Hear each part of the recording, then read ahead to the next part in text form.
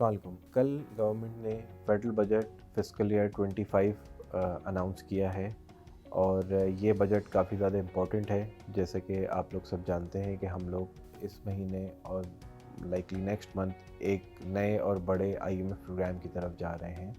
सो लोगों की तवक्कुआत इस बजट के बारे में जो है वो काफ़ी ज़्यादा थी कि किस तरीके से गवर्नमेंट एक बैलेंस क्रिएट करती है और आईएमएफ की कंडीशंस को भी मानते हुए और एक फ्रेंडली बजट देने की कोशिश की जाती है। स्टॉक मार्केट के हवाले से अगर हम देखें तो पिछले 8 से 10 दिनों में स्टॉक मार्केट में हमने एक नेगेटिव मोमेंटम देखा। उसकी बुनियादी रीज़न ये थी कि इन्वेस्टर्स को इस बात का डर था कि जो कैपिटल गेन टैक्स का रेट है उसको इंक्रीज़ कर दिया जाएगा या फिर डिविडेंड विथहोल्डिंग टैक्स के रेट को इंक्रीज़ कर दिया जाएगा या कोई टैक्स ट्रीटमेंट जो है वो चेंज कर दिया जाएगा।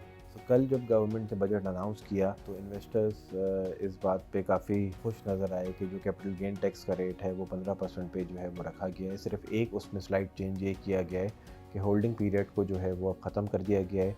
सो फ्रॉम 1 जुलाई 2024 ऑनवर्ड्स जो भी स्टॉक मार्केट में काम करेगा और उस पर कैपिटल गेन टैक्स होगा तो irrespective of its holding period 15% flat tax लगेगा।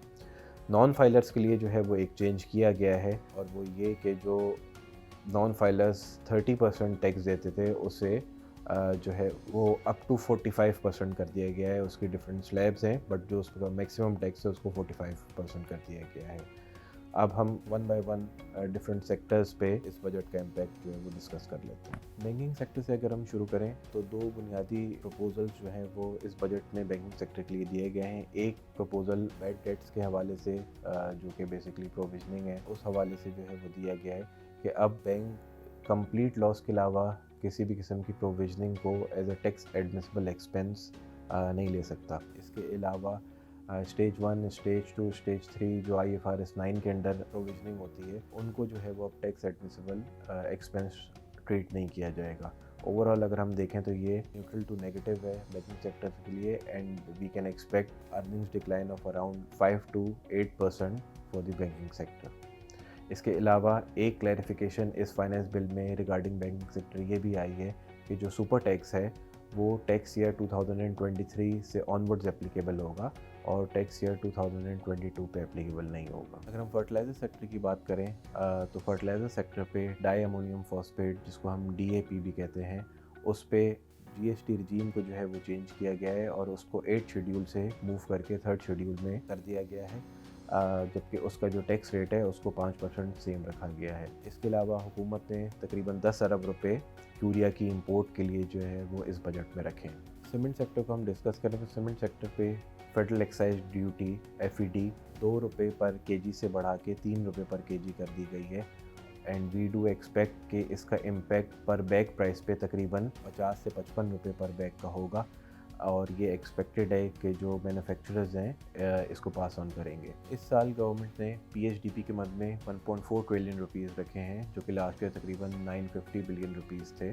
सीमेंट डिमांड का और PHDP का डायरेक्ट प्रोपोर्शन होता है। तो जिस तरह PHDP की एलोकेशन बढ़ती है ओवरऑल मुल्क में इकनॉमिक एक्टिविटी बढ़ती है उसी तरीके से सीमेंट की डिमांड भी जो है वो बढ़ती है। इसके अलावा हुकूमत ने इस बजट में पब्लिक प्राइवेट पार्टनरशिप PHDP की मद में तकरीबन 100 अरब रुपए रखे हैं। इसके अलावा अगर हम oil and gas marketing sector की बात करें तो इस साल बजट में हुकूमत ने पेट्रोलियम डेवलपमेंट लेवी की लिमिट 60 रुपीज़ पर लीटर से बढ़ा के 80 रुपीज़ पर लीटर कर दी गई है पेट्रोल और डीजल पे। इसके अलावा पेट्रोल और डीजल को जो है वो अब टैक्स एग्जम्प्ट कर दिया गया है और उसको 6 शेड्यूल में मूव कर दिया गया है। अगर हम पावर सेक्टर की बात करें तो इस साल हुकूमत 1.2 ट्रिलियन रुपीज़ की पावर सब्सिडीज़ की बात करी है। इसके अलावा तकरीबन 253 बिलियन रुपीज़ पावर प्रोजेक्ट्स के लिए भी जो है वो रखे गए। इसके अलावा एक रिवॉल्विंग अकाउंट जिससे प्राइमरीली CPEC के IPPs को पेमेंट होती है उसके लिए भी 48 बिलियन रुपीज़ मुख्तस किए गए। ऑटो सेक्टर में इस दफ़ा वैरायटी ऑफ प्रपोजल हैं जिसमें हाइब्रिड CBU यूनिट्स पे एग्जम्पशंस को जो है वो ख़त्म किया गया है। इसी तरीके से जो 12.5% GST हाइब्रिड लोकल असम्बल्ड गाड़ियों पे था उसको बढ़ा के 18% कर दिया गया है। इसके साथ साथ इलेक्ट्रिक गाड़ियों को जिसकी मालियत $50,000 से ऊपर है उसकी टैक्स एग्जम्पशंस को जो है वो ख़त्म किया गया है और advance income tax at the time of registration को इंजन कैपेसिटी से जो लिंक था उसको ख़त्म करके कार वैल्यू पे फिक्स कर दिया गया है। इसके अलावा इस बजट में ट्रैक्टर पे भी 10% GST आयद की गई। टेक्सटाइल सेक्टर के लिए ये बजट नेगेटिव रहा है। एक्सपोर्ट ओरिएंटेड इंडस्ट्रीज जो कि पहले 1% फाइनल टैक्स दे रही होती थी, अब उनकी टैक्स रिजीम को चेंज कर दिया गया है और उनको अब नॉर्मल टैक्स रिजीम के अंदर जो है वो ले आया गया है। अगर हम स्टील सेक्टर की बात करें तो स्टील सेक्टर के हवाले से जो फाटा की कंसेशंस थी उनको जो है वो ग्रेजुअल बेसिस पे जो है वो ख़त्म किया जा रहा है और पहले साल इस पे जो है वो 6% GST और नेक्स्ट ईयर फिस्कल ईयर 26 में 12% GST को जो है वो इम्पोज किया जाएगा। हमें ऐसा लगता है कि हुकूमत ने इस बात की कोशिश की है कि इस बजट में टैक्स नेट को जो है वो इंक्रीज़ किया जाए। इसके अलावा जो टैक्स नेट में लोग नहीं हैं, जो कि नॉन फाइलर्स हैं, उनके टैक्स रेट्स को बढ़ाया जाए, जो IMF की रिक्वायरमेंट है उसको फुलफ़िल किया जाए और एक फ्रेंडली बजट बनाने की जो है वो कोशिश की जाए। कैपिटल मार्केट को जो क्लैरिफिकेशन की ज़रूरत थी वो इस बजट के साथ मिल गई है एंड वी डू बिलीव कि मार्केट का मोमेंटम पॉजिटिव रहेगा। With this we conclude this video. Thank you.